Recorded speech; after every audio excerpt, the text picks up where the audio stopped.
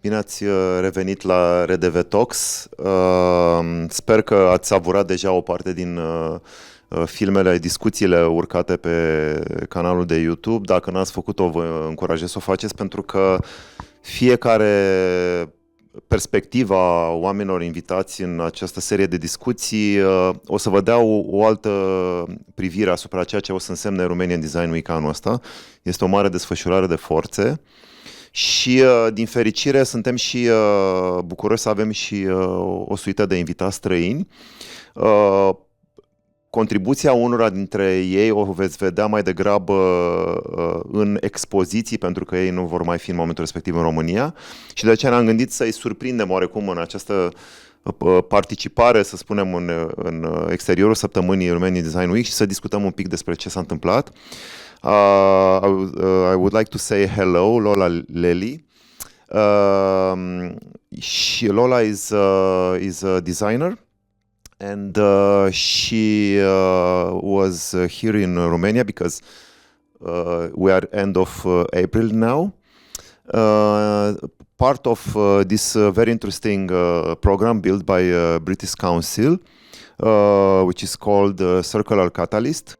And the purpose is to match British creatives with Romanian creatives and find new ways to take advantage of rural infrastructure and rural heritage. Lola, you worked already in this type of environment, in a sort of a communal type of creative work.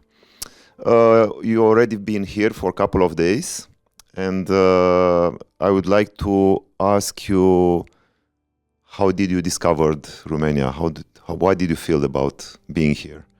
Yeah, I've actually been here for 4 days. So the first 2 days was a deep dive into the Danube Delta. It was really fascinating. I had no preconceptions about Romania or where I was going. Sometimes I quite like to sort of know less and to really put myself in the position and absorb.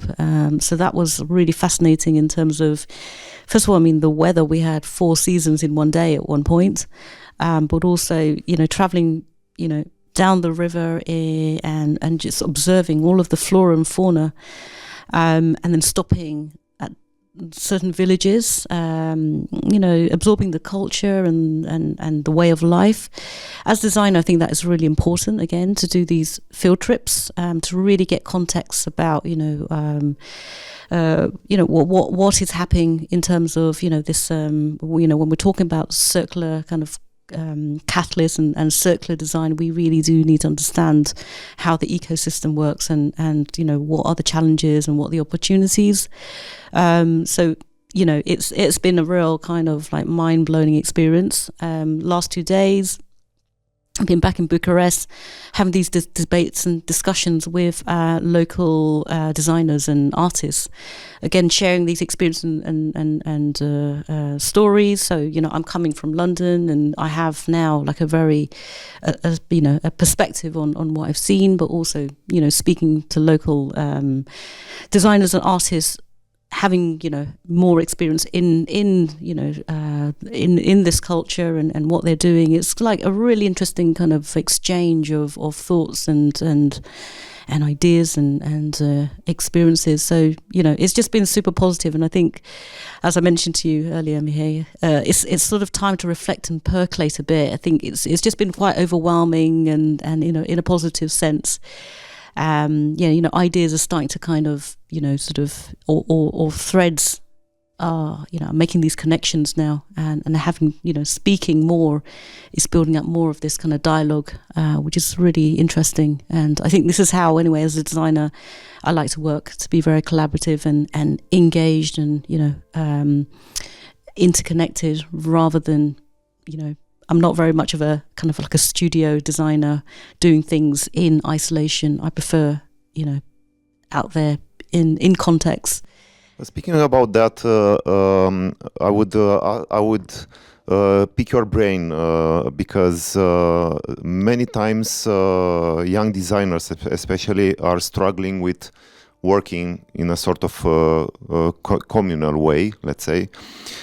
Can you give us a little bit of insight on your previous work in this type of environment? How does it, how everything starts, and what are the, let's say, the challenges working in a group of people, and what are the real benefits at the end of the day?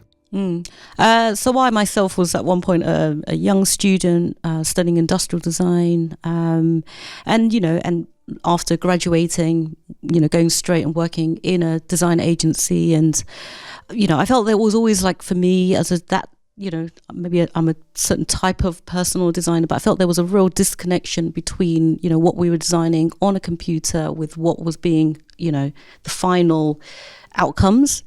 Because a lot about design is about kind of having connection, some sort of, being a bit of an anthropologist, understanding the emotional interaction people have with objects, and why some objects just completely become useless or obsolete because people really didn't think about, that object and what it was, whether it was needed or what relationship it had with people in their lives.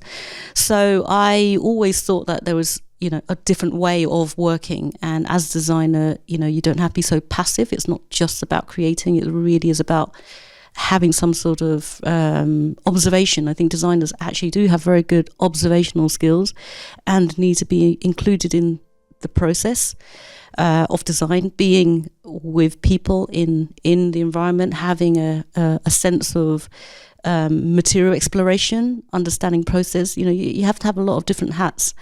And so anyway, my experience is I started to really push my practice into more of a 360 degrees kind of perspective.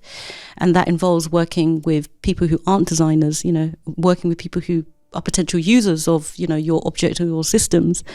So that the benefits of that is that actually you do kind of your observation, you do hands-on, real-time research, and that gives you a lot of information that helps with the problem solving or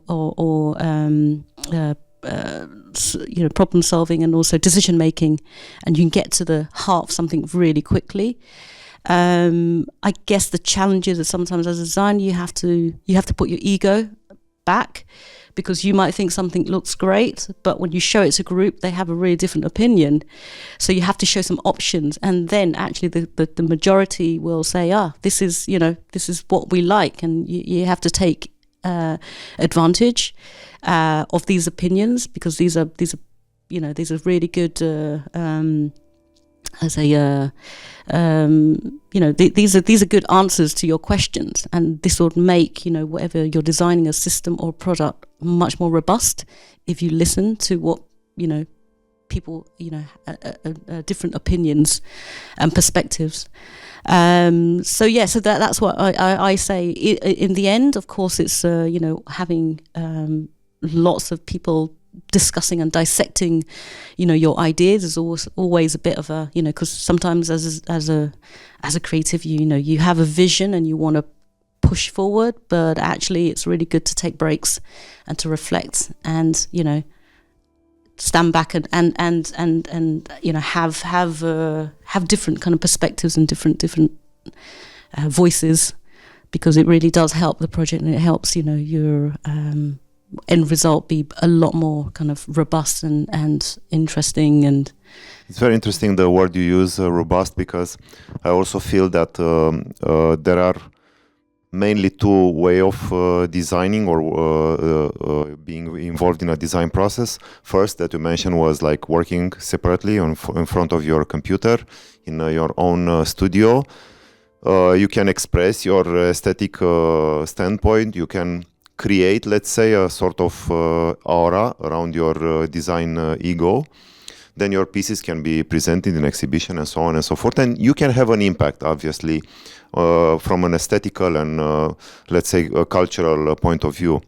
In the same time, you can go the other way around and use your designing thinking as a way of engaging people in a design process. And then you go on the, let's say, visceral level of what design means, on an everyday basis, and you address real issues. You get to know the stakeholders, the people who are involved in then producing or using your products, and in a way that makes you more humble, because your ego is not the first. Your name is not maybe the first. Or it's part of a list of people involved in the process, but you get to experience designing in a completely different way. Mm-hmm. Tell me a little bit about how do you perceive creating this type of community way of design thinking and working in an urban environment, because you had a lot of experience working in an urban environment, especially in a huge city like London, which is obviously very complex also from a, let's say, cultural and ethnic point of view, versus discovering this kind of extremely isolated rural areas in Danube Delta. And I should mention that my family, my parents are coming from that area. I have my roots there. And it's also a very complex region from an ethnic standpoint. There are many smaller ethnic groups in Danube Delta, because Dobrogea, the whole region, was basically a big route for different ethnic groups coming and going in the whole Balkans. So you can feel that in a way in Danube Delta. In the same time, all these routes are starting to get dry because the communities are smaller and smaller. How did you saw this environment? Do you feel there are opportunity there? Do you feel it's going to be difficult to do something? What were your first thoughts, let's say? I would say I felt that actually going into some of these environments, these communities, it's strangely enough, it's got parallels with London in the urban, because again, although you think urban, you have more, it's more interconnected, but actually there are lots of different groups who are they're not the community aspect is dwindling in the UK, so communities are becoming a bit more smaller. Manufacturing is again, some of the, we've become more in the UK a sort of a design and service kind of culture. So a lot of skills and manufacturing is disappearing. So it's not kind of dissimilar actually to some of these villages that, again, certain things of value and certain traditions are being lost. And also in the city, again, it's because it's so big, people are more anonymous there. So therefore, again, there is a lot of isolation. And actually, when I was working with in the urban, some urban projects to bring in kind of some solutions, basically economic solutions, were economic or looking at how to invigorate some of these kind of sort of dying industries. The problems that I was looking at was, again, like, how can we sort of connect the resources? How can we connect people so that we can really tap into some of this like local talent and local resources and knowledge, which is on the verge of kind of extinction. Exactly. And so, the challenges are not that dissimilar, actually. And really, it's just about going in there and maybe being people from the outside, a new perspective, looking at what is there and what is on the verge of going out, trying to help that community to look at that, trying to help them to diversify a bit more. So this is kind of like, I see that, the projects that I did in London very much could, again, some of the good practice, some of the lessons learned could be applied to these communities in Mila 23 and along the Danube Delta. Some maybe a couple of rough ideas what they can do there in these small villages. Yeah. So what I notice, again, it's like I can see that there's certain resources that you have. So there's beeswax there. There is there's the reed. There's also, like you say, the different kind of cultural traditions, and that's really interesting to sort of understand a bit more and see what the uniqueness in these slightly different communities along the Danube. They're very. I felt like people were very practical there. So there's definitely something which has some economic benefits and practical. Investigations could really tap into, and we're talking about again how to create a local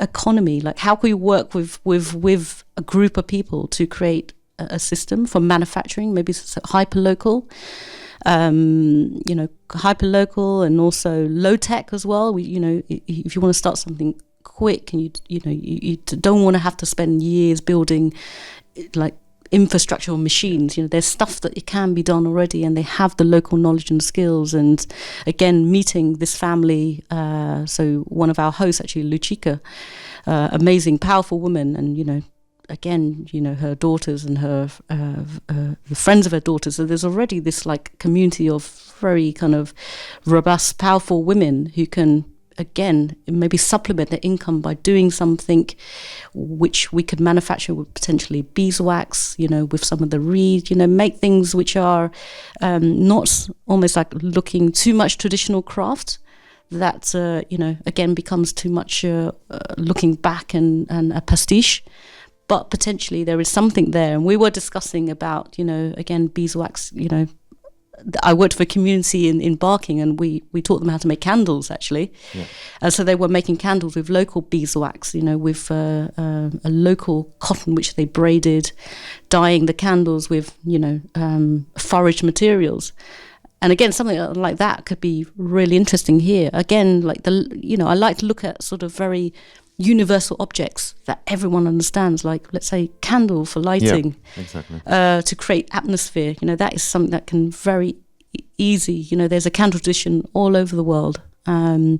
Also hats as well. So imagine we're thinking about a collection of useful things like hats which are waterproof with hemp, waterproof with beeswax. Again, if you're thinking about fishing and you need, a sun hat, you need, clothing for all weather, that could be something as well. And then again, natural dyeing. So then creating, again, very sort of natural colors using, again, maybe, we can grow in their garden. They all have these beautiful gardens, growing some dye plants.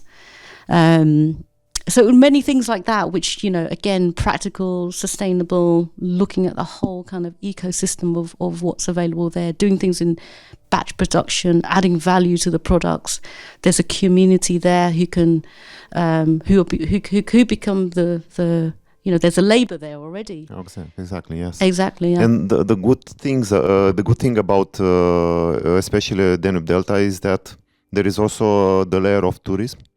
So you can even create objects that tourists can buy. Absolutely. You mentioned hats. Everybody needs a hat in the scorching sun of the summer.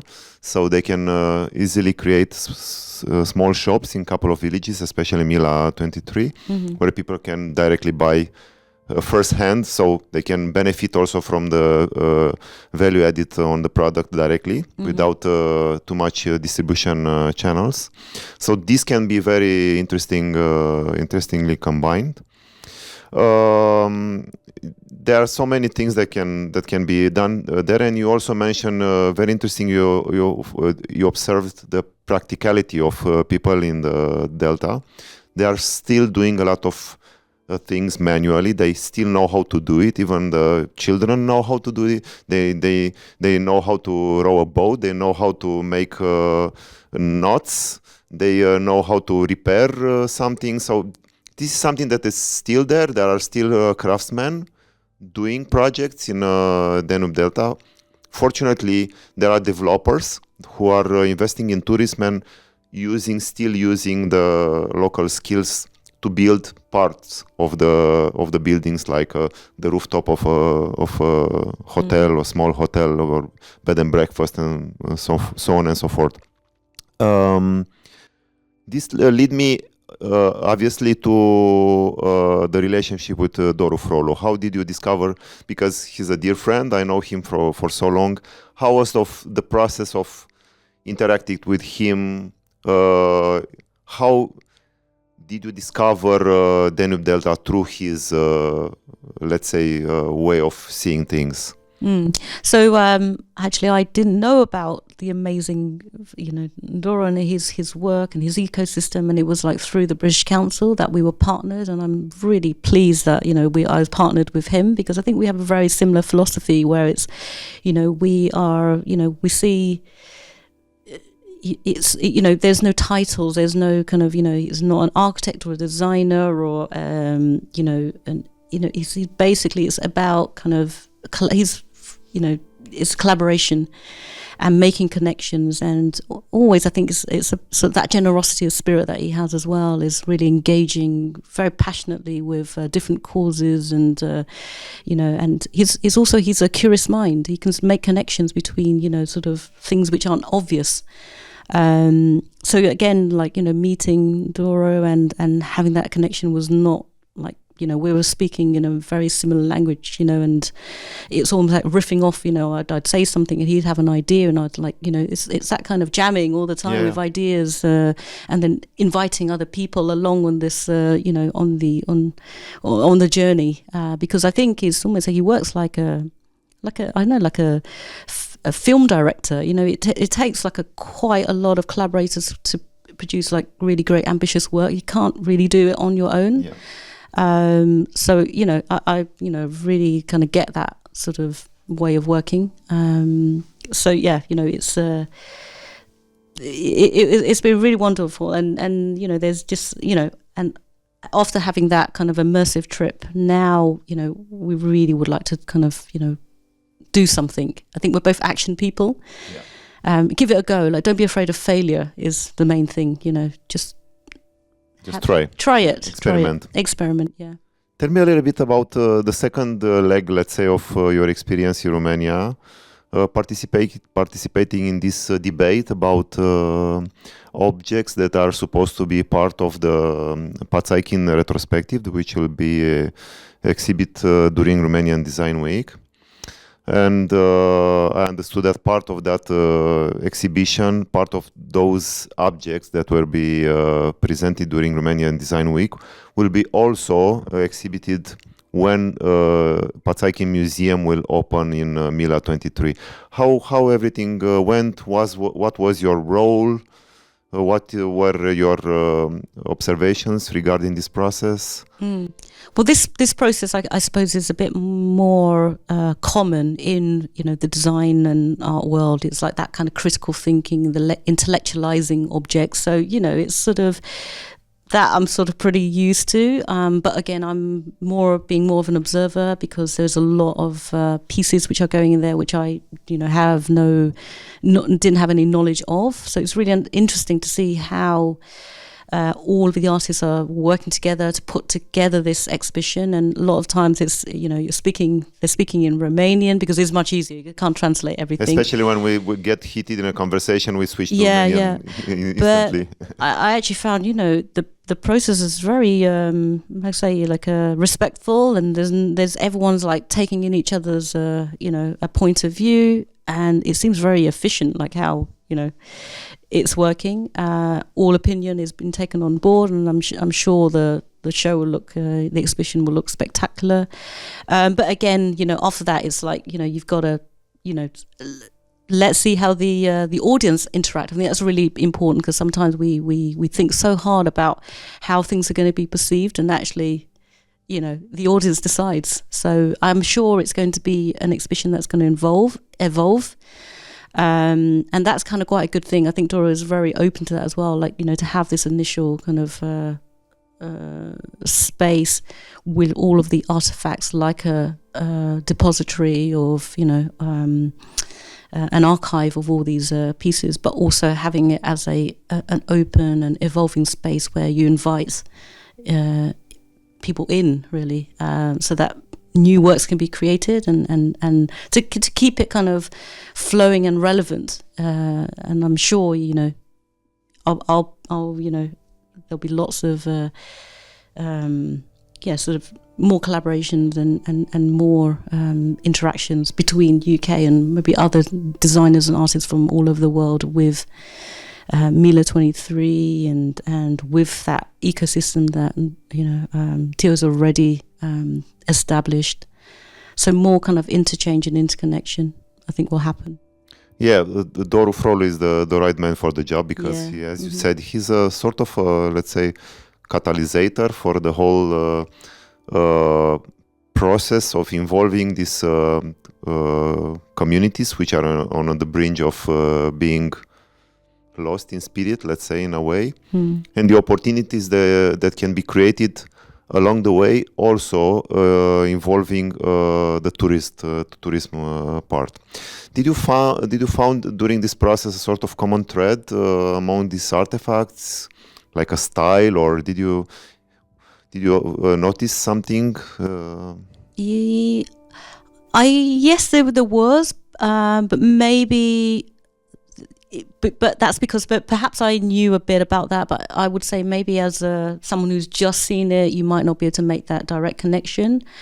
In the UK, I think more and more in the last few years, even in galleries and museums, they're starting to show more of the process, more of like the beginning, the raw material, to then the final artifacts, but then also relating that to film and sound as well, so that people get like a full experience and immersive experience. So I think that might be something where if I was completely just enter the room, I might miss something. So I would say yes. So definitely there is a spirit in terms of I can see some of the materials. They're not plastic. They're really made by hands. And they're coming from the ground. But it'd be nice to see some more of raw materials, more process, something a bit more, slightly more immersive, so that you can really think. Because I'm a maker, so I understand. But many people have no idea for sure where things come from, yes, and how you transform from this material into that. So I think for the average person, you need to give a bit more to recreate a sort of connection with objects. Yes. I understood that your experience in Romania will be documented for an exhibition that will be part of main exhibition in Piața Amzei, and there is also some sounds that you captured during your trip. I'm really looking forward to discover at least a part of what meant for you this experience. And it's going to be also, it will complete the perspective I got from the other guests coming from UK. Some thoughts that you live with from Romania to UK. Did this experience inspire you to do something there in London, back home?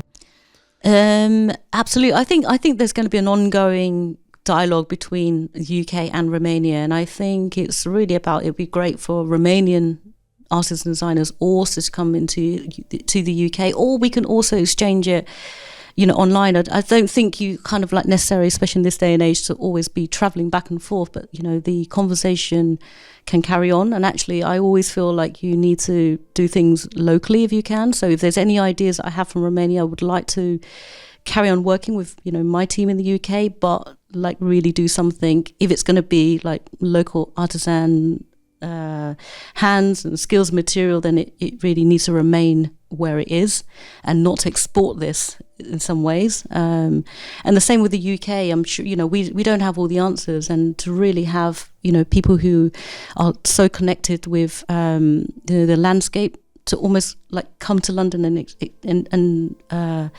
and share that experience as well. And perhaps, we will be able to change the way that we work and think about our kind of local context, and to improve and do something which, is has create a catalyst as well. I think the catalyst can happen in everywhere, anywhere. Yes, because this is a struggle for all societies in Western world, and this need to reconnect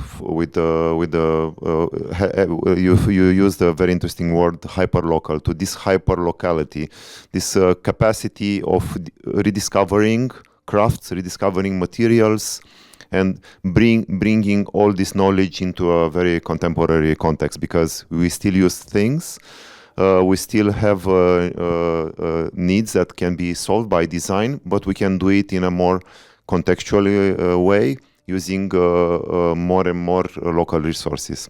Lola, thank you very much. It was a very meaningful, interesting discussion. And I hope we'll meet again. Maybe you'll come back to Romania to do another workshop.